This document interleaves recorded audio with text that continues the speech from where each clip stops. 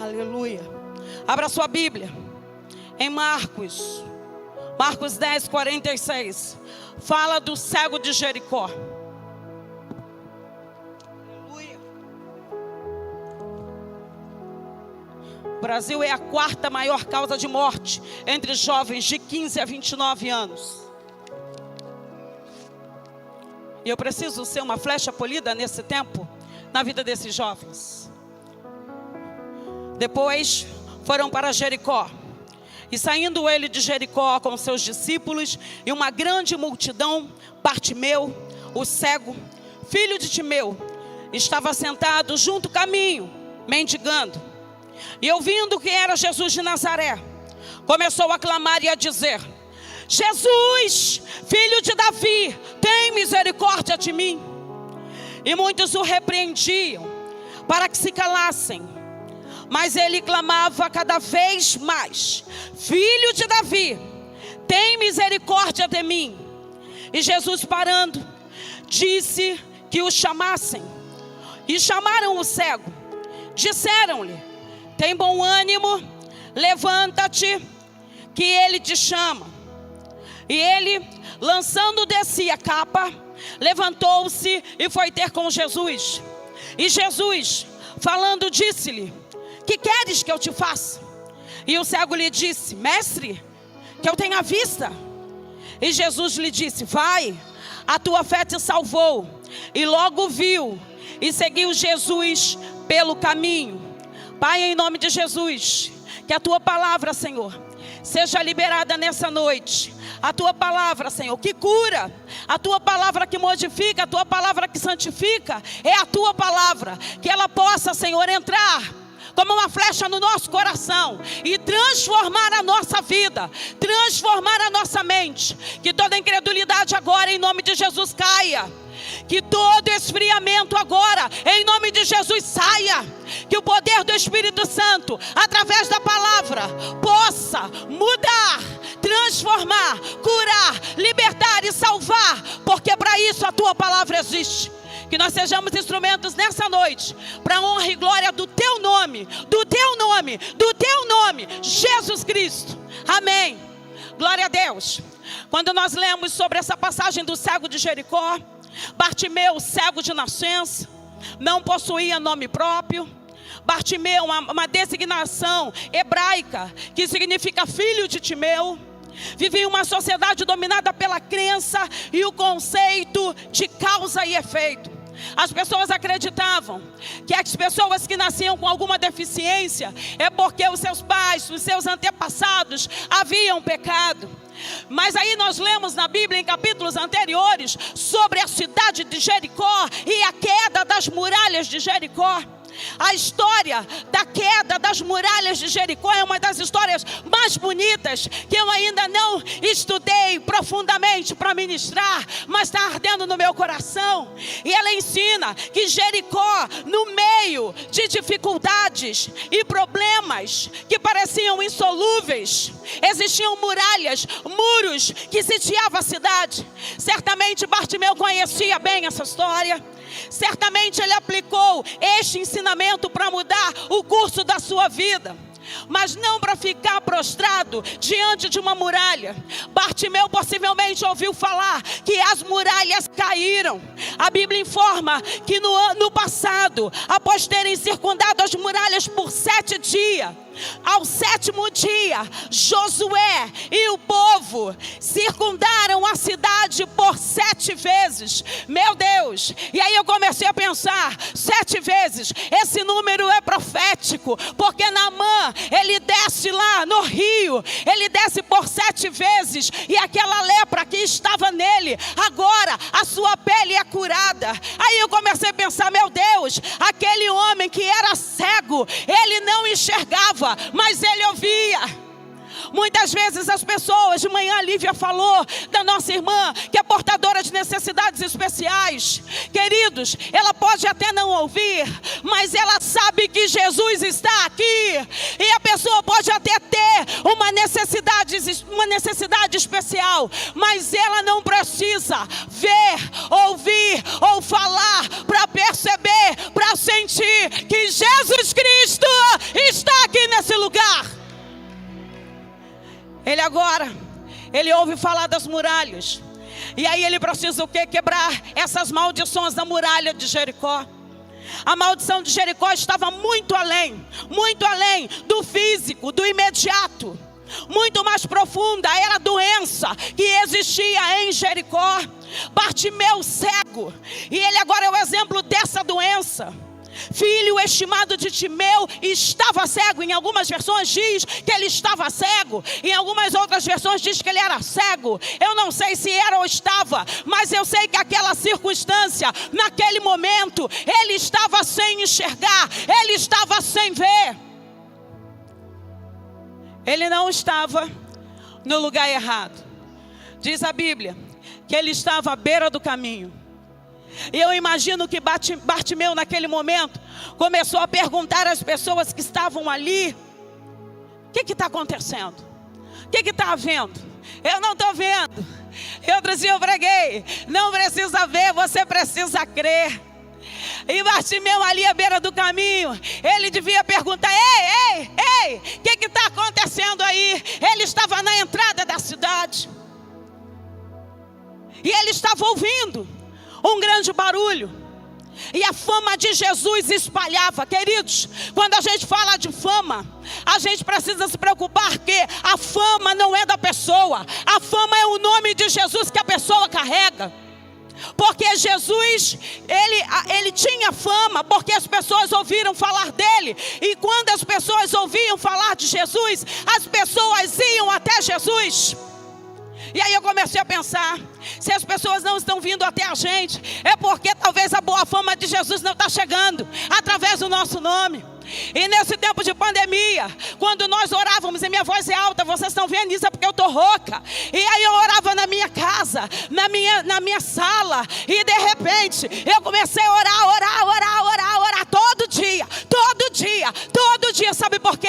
Oração não é ministério, oração não é departamento de ministério, não. Oração é estilo de vida. Oração, eu vou dizer para Jesus: eu preciso de Jesus. Brecha não, brecha é diferente. Quando Ezequiel fala, Ezequiel 14, fala que Deus procura alguém que esteja na brecha. Ele procura um homem. Se ele procura, é porque não tem, é porque não é fácil. Então brecha, você se coloca no lugar para interceder por alguém.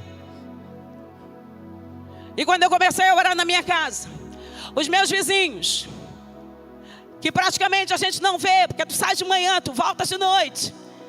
Aí eu vou outro dia orando de cima, eu vi que os meus vizinhos da frente, eles são católicos. E eles se reuniram, vieram para frente da varanda deles e deram as mãos. Eu lá de cima olhando, eu orando, e eles vieram para frente e deram as mãos. Queridos, quando Jesus está, as pessoas se aproximam porque Jesus está.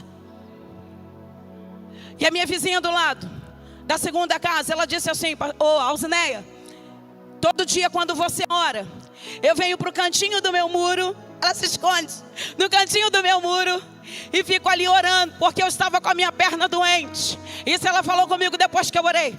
Aí eu cheguei na minha sacada, aí o vizinho da frente, o Fabiano, ei, quero falar com a senhora, posso falar? Eu falei: meu Deus, ele quer falar comigo. Aí eu falei: amor, olha, o Fabiano está me chamando. Não sabia o nome dele. Falei: o vizinho está me chamando. Eu nem sabia o nome. E nós descemos, nós ouvimos e nós oramos por ele ali na varanda da minha casa. E quando ele começou a falar, eu falei: tu é crente? Ele: não, eu sou espírita. Falei: glória a Deus, aleluia. Mas é hoje que tu vai receber a oração de Jesus Cristo, porque você conhece Jesus Cristo. E nós evangelizamos aquele rapaz espírita.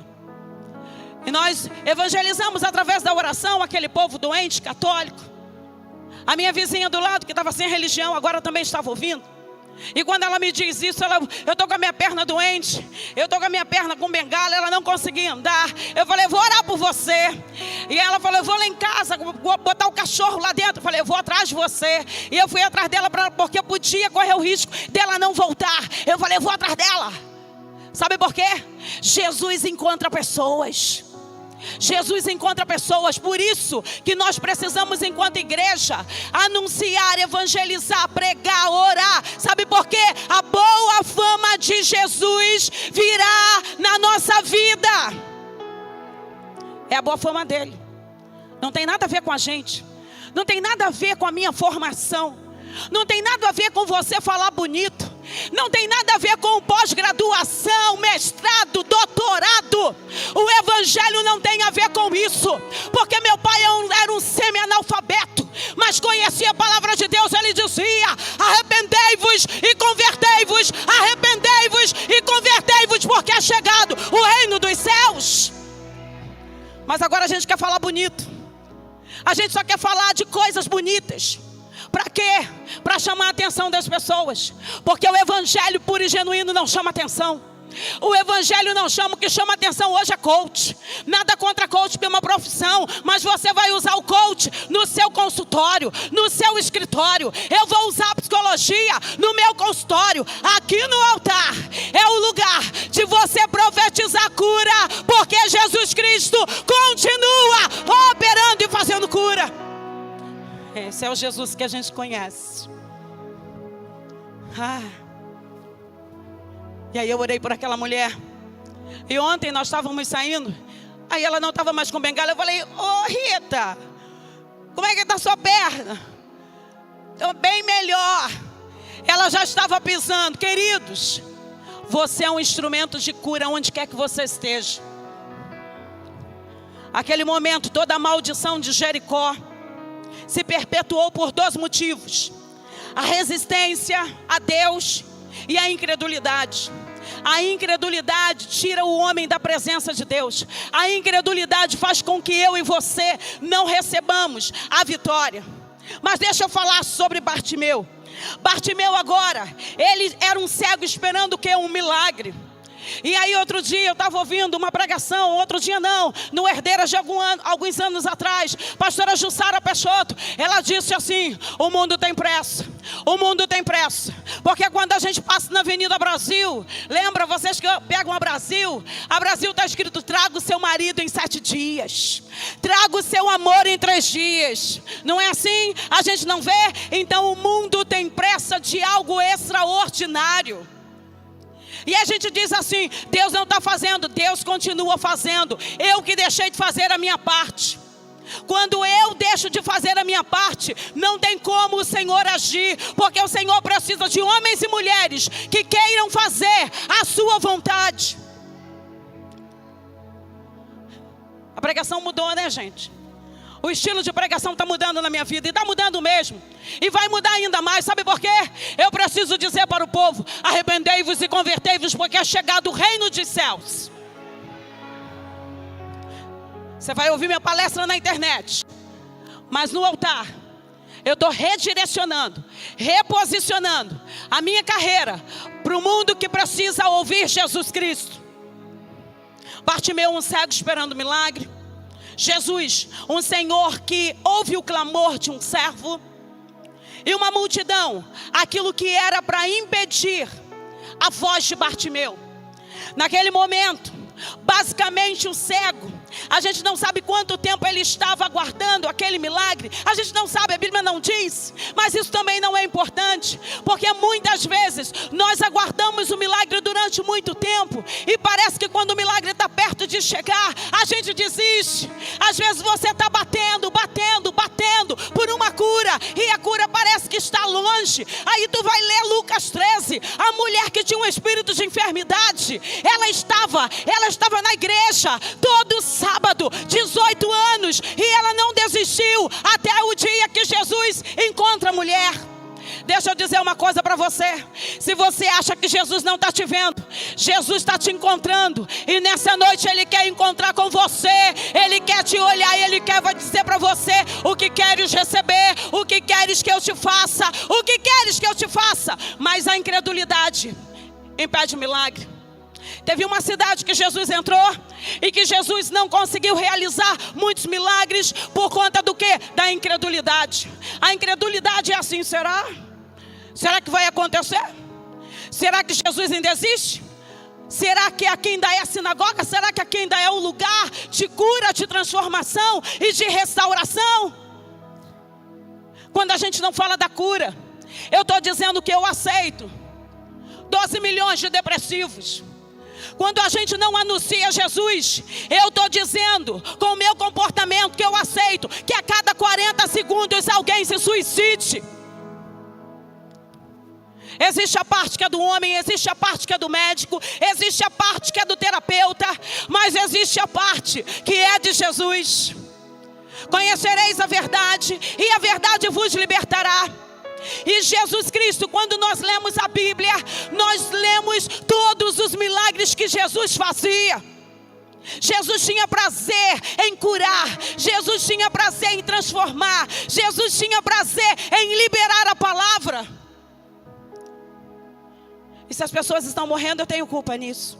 Eu tenho responsabilidade sobre isso. Porque talvez eu não esteja fazendo o que a Bíblia diz. Esse chamou, incomodou a multidão. Quando ele começa a gritar: Jesus, filho de Davi. Não foi com essa voz. Possivelmente foi um grito de desespero que estava dentro dele. Mas era um grito de fé. Porque só pode gritar quem tem fé. Quando você está lá no Maracanã, torcendo pelo teu time, que você dá vai. Quando você está na frente da televisão, que você vê que teu time está acabando os 45 do segundo tempo, e você está vendo que não tem mais esperança, você parece que quer mandar energia para a televisão, e você começa, vai, é agora, você até se levanta. Não é assim? Ou só eu que faço isso? Naquele momento, ele estava ali, na beira do caminho, à margem, gritando: Jesus, filho de Davi, tem misericórdia de mim. Muitas vezes nesse século nós temos clamado por muita ajuda. A gente põe na internet, a gente diz que está assim, que está assado. Procura familiares, procura amigos, procura cursinhos. A gente procura terapeuta, a gente procura todo mundo, mas a gente não procura Jesus.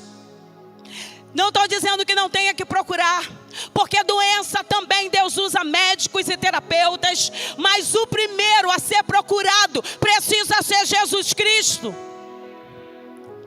Porque quando eu era criança, tem pouco tempo, eu me lembro que os meus pais diziam assim, quando chegavam com as compras em casa, eram as sendas. Muita gente não conhece, são os mais antigos. Fala Deus, eram sendas. E quando meu pai chegava com as compras em casa, colocava na cozinha, no chão, e a minha mãe e meu pai colocavam as mãos sobre as compras e agradecia a Deus pelas compras. Eu vi isso. Eu sou remanescente. Pastor Marquinhos falou, nós somos remanescentes. Eu falei, eu sou remanescente. Eu ainda sou do tempo antigo, que antes de dormir você se ajoelha. Eu ainda sou remanescente, que eu chego na casa, eu ajoelho na casa e eu falo com o dono da casa. Eu ainda sou remanescente, sabe por quê? Guardem os bons costumes. Tem costume que precisa ser guardado. A gente não pode jogar fora, a gente não pode esquecer, porque quando você esquece disso, o mundo tem pressa. O mundo vai dizer que faz rapidamente. Mas Jesus tem pressa em curar. Jesus tem pressa em transformar. Jesus tem pressa em salvar. Jesus veio a esse mundo para ser o nosso Salvador. Ele quer nos curar, mas muito mais. Ele veio para que a gente tenha vida, e vida com abundância. Ele veio para que nós pudéssemos nos arrepender dos nossos pecados. E hoje não está fácil falar de pecado, porque quando você fala de pecado, as pessoas querem ir embora, fazem cara feia. Sabe por quê?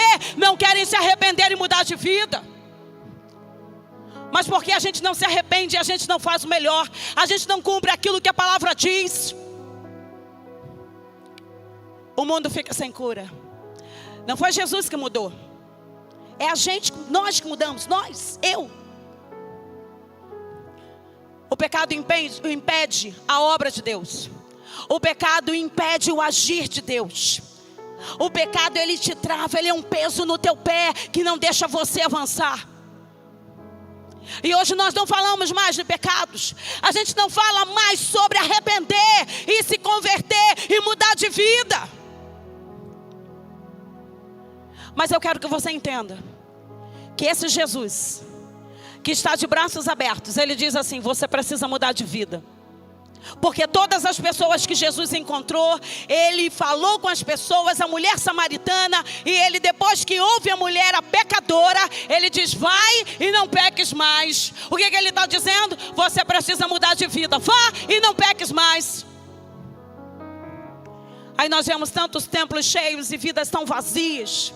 Aí nós vemos tantas pessoas dizendo que são evangélicas e não tem mais nada de Jesus. Jesus está passando muito longe. Olha, desculpa se não é a mensagem que você gostaria de ouvir nessa noite, mas eu estou incomodada com isso. E como responsável que sou daquilo que Jesus está trazendo aqui, eu preciso dizer para você: você precisa mudar o curso da tua vida, largar o pecado para trás, se arrepender e mudar de vida para morar no céu.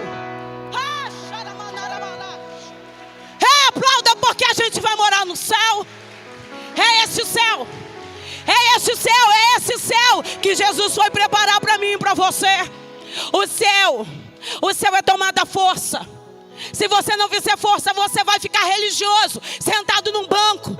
Mas você não pode ser um religioso, uma religiosa. Você precisa estar ativado com a presença de Deus. O Espírito Santo mandou falar, eu estou falando. E a Bíblia, não é nada de heresia, é Bíblia. Bartimeu gritava, e aquele grito estava incomodando as pessoas. E eu imagino que as pessoas tenham dito assim: ei, calma aí, dá um tempo. Muitas vezes as pessoas impedem o agir de Deus na nossa vida. Muitas vezes as pessoas trazem incredulidade para a nossa vida, porque diz assim: não espere mais. Não espere mais não. Haja conforme a tua força. E quando a gente age com a nossa força, alguma coisa dá errada. Porque a gente precisa voltar ao primeiro amor e começar a colocar Jesus na frente de tudo. Vai sair? Eu estou orando.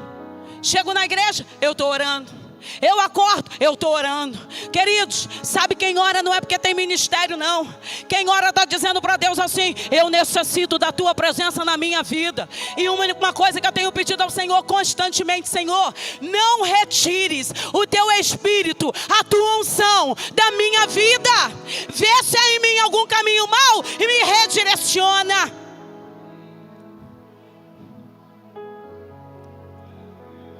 Eu me lembro naquela época que a TAM teve um avião que caiu.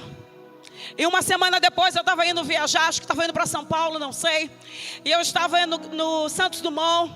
E aquela moça falando: daqui a pouco, voo número tal, vai ser papapá, a comissária. E de repente ela diz assim: hoje completam 7 dias que o Boeing, perdemos as pessoas. Falei: mas que hora mais ingrata para falar sobre isso. Que coisa desagradável, sem sabedoria. Ela fala um negócio: vamos rezar pelas vidas. Falei: vou rezar pela minha. Eu vou subir nesse avião daqui a pouco. O que isso tem a ver com o cego Bartimeu? Ah, meu Deus. Naquele momento nós entramos no avião. E no retorno, e aí eu fui orando. E quando chegamos em Congonhas, eu freiei junto com o comandante. Estou freando o avião junto com o comandante. E na volta, parece que tudo, quando você está com medo, tudo começa a acontecer. E aí ele ia pousar, ele ia descer no Santos Dumont. E aí, devido à tempestade, porque tem que ter uma tempestade. E naquele momento da tempestade, o avião saiu voando. E aí ele foi para o Galeão. Eu falei: ué, tá indo para onde? Para o Galeão. E nós ficamos 1 hora ali em cima, taxiando, né? Taxiando que fala, taxiando. E as nuvens temporais. Eu falei: meu Deus, Senhor, eu tenho uma obra, Senhor, a fazer, Deus. A gente ora nesse momento mais ainda, né? E aí nós ficamos 1 hora taxiando. E quando o avião desce ali no Galeão, Quando a gente está naquela pista que o Galeão é muito maior do que o Santos Dumont, e aquela velocidade estava muito elevada, eu falei, Deus, isso não vai parar. E aí eu comecei a frear junto com o comandante. Eu freia, vai parar em nome de Jesus, vai parar em nome de Jesus. Mas o meu pé assim, vai parar e eu fiz mesmo, vai parar em nome de Jesus. E quando ele conseguiu parar lá no finalzinho, ele vai, aleluia! Tem momentos de dificuldade. Tem momentos de dificuldade que você vai estar taxiando no meio da tempestade, no meio da dificuldade. As pessoas vão dizer, não vai parar. Esse Boeing não vai parar.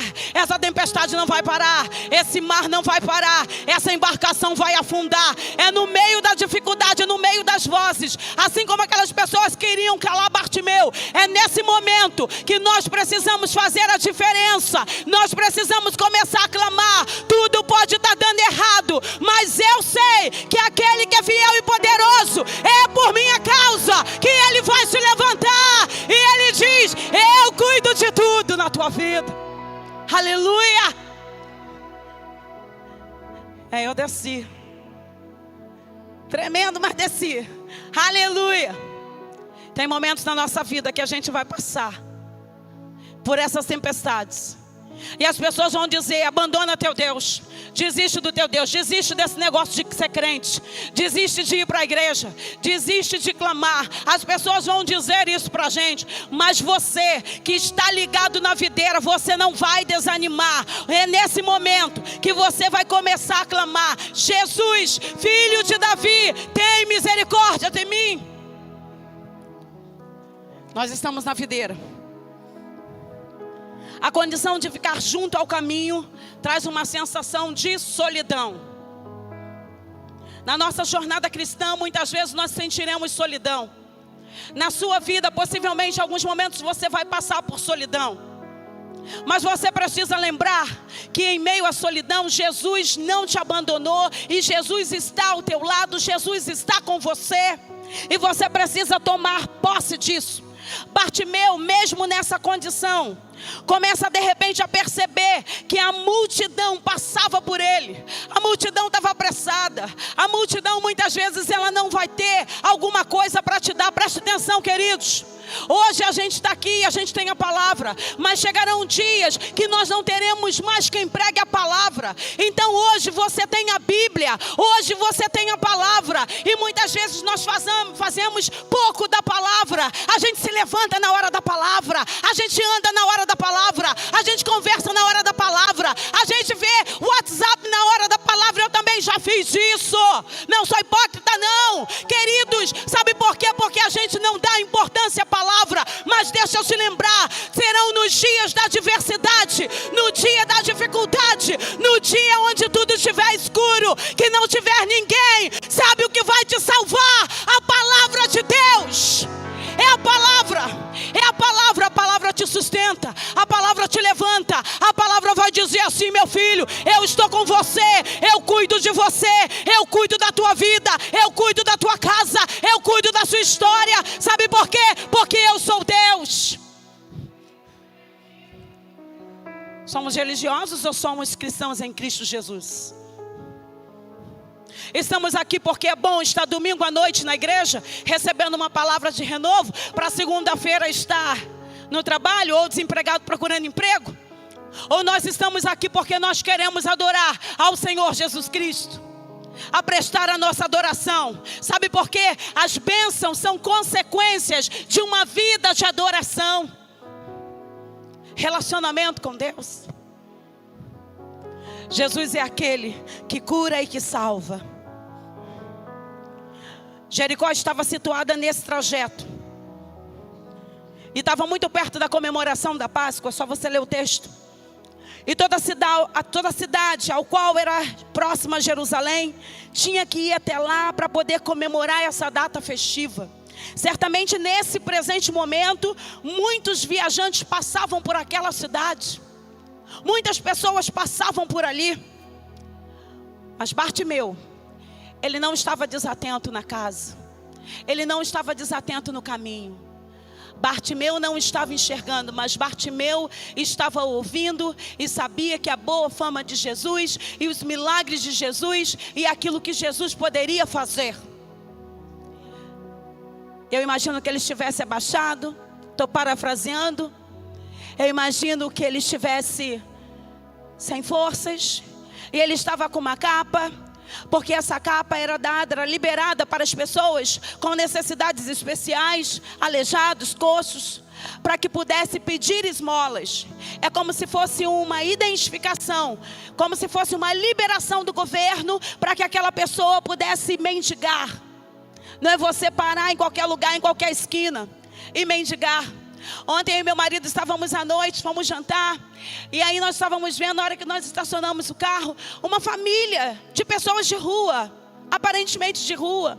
E aquilo me chamou a atenção porque tinha crianças muito pequenininhas. Nós olhamos, passamos, eles estavam do outro lado da rua.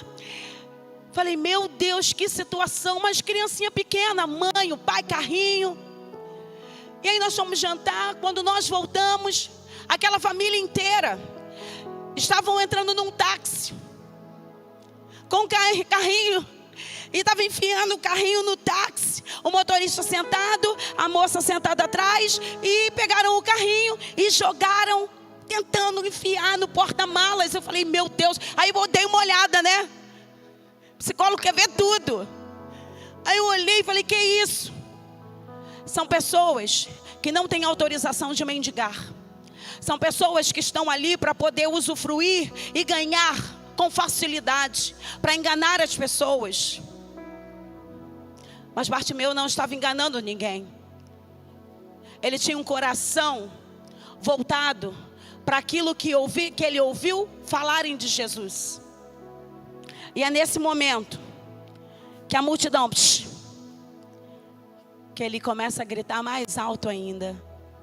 Chegarão momentos que todas as circunstâncias vão dizer não, desista, pare, não vá, desista dessa porta, desista desse relacionamento, desista desse casamento. Esse homem não muda, o tempo inteiro tu tem que carregar ele no colo e você reclama disso.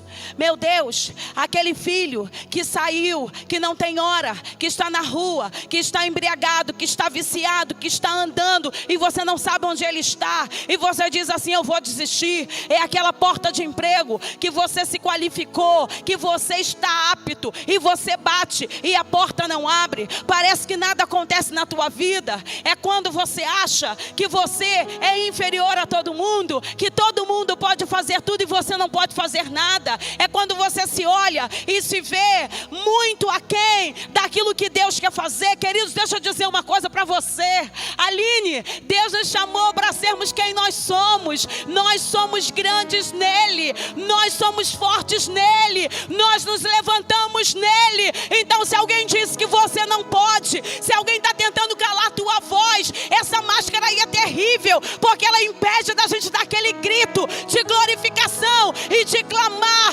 Mas é nesse momento que você vai falar assim: eu posso todas as coisas naquele que me fortalece. Jesus, filho de Davi, tem misericórdia de mim, abra a porta. Na hora que você não vê porta, que tu tem que clamar, e você precisa enxergar a porta. Isso é o sobrenatural. O natural a gente faz com as nossas mãos. O natural, o ordinário eu tenho que fazer. Eu tenho que acordar cedo, eu tenho que trabalhar, eu tenho que ganhar meu salário, eu tenho que pagar as minhas contas. Isso é o ordinário. Deus não chamou ninguém vagabundo. Deus está dando força para você, para trabalhar. Não tem emprego, mas tem trabalho. Está crise, mas a crise não impede de você trabalhar e fazer alguma coisa para ganhar seu sustento. Porque o Senhor não chamou ninguém desocupado. O Senhor chama pessoas ocupadas. E nesse período, Deus está manifestando a graça dEle, a glória dEle. E nada tem faltado na nossa casa. Sabe por quê? Ele é Deus. Bartimeu clamou. Já estou acabando. Aleluia. Pastor Jonas não está aí. Brincadeira. Bartimeu começa a clamar. Ele não perdeu a oportunidade. Olha só, não perdeu a oportunidade. Bartimeu, apesar de viver no meio solitário, nesse momento de oportunidade, ele não se isolou. Foi atrás dela com toda a força. A oportunidade muitas vezes bate na tua porta e tu não quer ir. Ah, chegou uma porta de trabalho, mas tu não quer ir. Cara, vai. Ah, mas não é aquilo que eu estudei. Mas começa. Ah, mas o salário está muito baixo. Começa. Porque Deus vai te honrar. Deus coloca pessoas em lugares para que nós sejamos instrumentos de cura no lugar onde nós estamos. Então ele não perdeu a oportunidade, ele foi atrás da oportunidade e ele começa a gritar. Ele tinha conhecimento, de alguma forma conseguiu obter conhecimento daquela situação, pois sua visão não permitia, mas a sua audição permitia. E terceiro ponto, ele foi manso.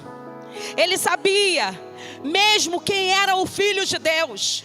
Ele sabia que era Jesus Cristo, o Filho de Deus. E quando nós lemos na palavra de Deus, algumas em Mateus 15, 29, existe uma dúvida. Jesus não era um homem comum, Jesus era um homem incomum.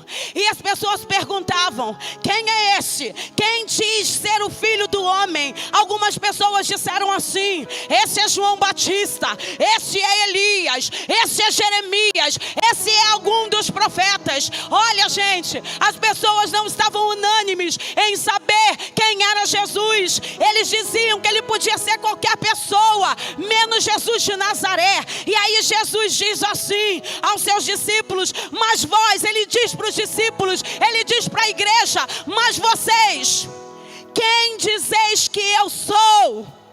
Quem é Jesus para você? O que Jesus representa para você? Tu és o Cristo, o Filho do Deus vivo. E Pedro responde: tu és o Cristo, o Filho do Deus vivo. E é esse Cristo, Jesus Cristo, que está passando aqui nessa noite e pergunta: que queres, que precisa? Você está incrédulo? Peça ao Senhor para a incredulidade sair, porque Ele quer te curar. Ele quer te curar nessa noite. E para fechar, eu anotei só para a gente saber que se o mundo está doente, eu tenho a cura. Preste atenção, estou acabando. Se o mundo está doente, eu tenho a cura, porque eu tenho Jesus na minha vida, e Jesus é o melhor remédio. Jesus transformou a água em vinho. Jesus curou o filho do oficial. Jesus curou o paralítico de Betesda. Jesus fez o milagre da primeira pesca. Jesus libertou o endemoniado. Jesus curou a sogra de Pedro. Jesus purificou os leprosos. Jesus curou o paralítico. Jesus curou o homem da mão ressequida. Jesus curou o criado do centurião. Presta atenção, Jesus ressuscitou o filho da viúva de Naim.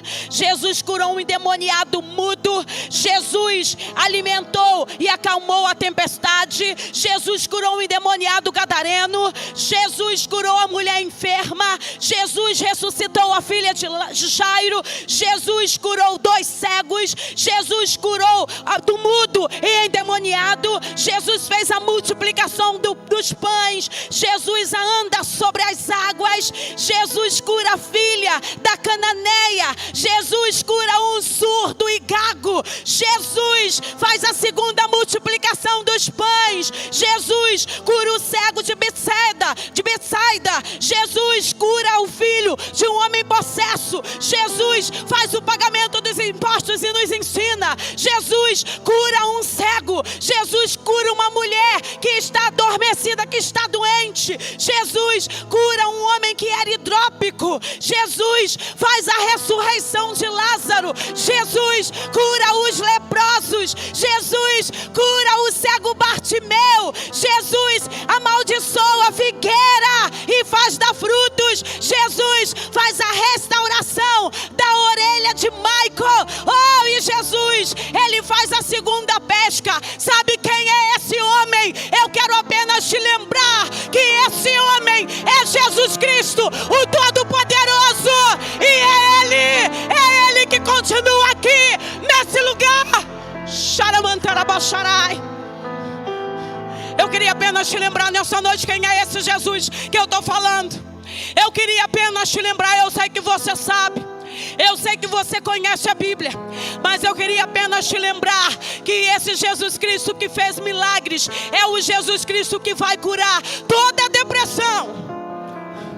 A depressão não vai ser curada apenas com medicação. A medicação, ela vai fazer efeito, mas Jesus Cristo pode curar, fazer um milagre instantaneamente. Instantaneamente ele diz assim: eu posso todas as coisas, eu faço todas as coisas. Se você me tocar, se você me tocar, se você me tocar, mas tem que tocar, tem que tocar. A mulher enferma, ela tocou pelas vestes por trás. O que está fazendo você aí? Sentado, acomodado, parado, sem forças. Eu quero te dizer, você precisa se levantar nessa noite e tocar no sobrenatural. Coloque-se de pé, por favor.